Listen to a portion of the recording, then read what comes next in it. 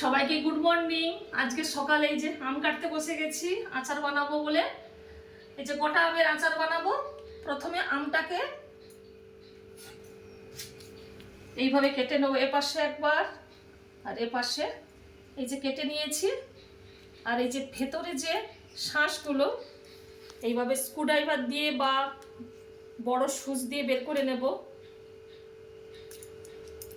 এমনভাবে কাটবো, এই যে এইভাবে কেটেছি, জাস্ট একটু লেগে থাকবে। একে গোটা আমের কাসুন্দি বলে। প্রথমে আমটাকে এইভাবে কেটে নেব, কেটে শাঁস বের করে নেব। এই যে অনেকগুলো কেটে নিয়েছি, দুপাশে এইভাবে পেছনে একটু লেগে থাকবে। ভেতরে শাঁসটাকে সব বের করে নিয়েছি।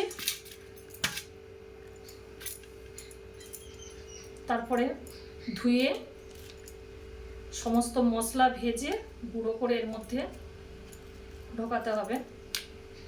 শেয়ার করব, দেখাবো।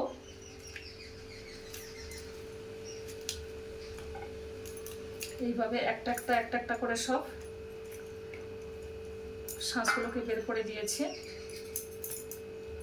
গোটা আমের আচার বানাবো, মশলাগুলোকে সব রেডি করে নিয়েছি। এই যে গোটা সর্ষে, গোটা জিরে, হলুদ গুঁড়ো, লবণ, আর এখানে লঙ্কাটাকে ভেজে নেব।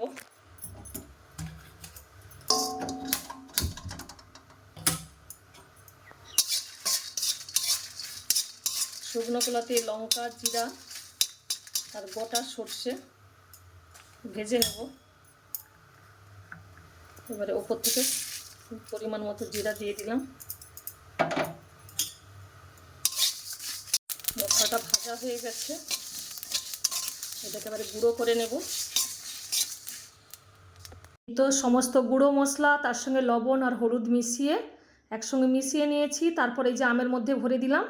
এইভাবে 3 দিন ঢাকা দিয়ে রেখে দেবো। 4 দিনের দিন রোদে দেব। একে গোটা আমের কাসুন্দি বলে। খেতে ভীষণ ভালো লাগে। তারপরে পরপর 4-5 দিন রোদে দেওয়ার পর যখন আমটা নরম হয়ে যাবে, তেল দিয়ে বয়ামের মধ্যে রেখে দেব। আপনারা কিভাবে গোটা আমের কাসুন্দি বানান কমেন্ট করে জানাবেন। আর আমার আচার বানানোটা কেমন হলো সেটাও কমেন্ট করে জানাবেন। সবাই খুব ভালো থাকবেন।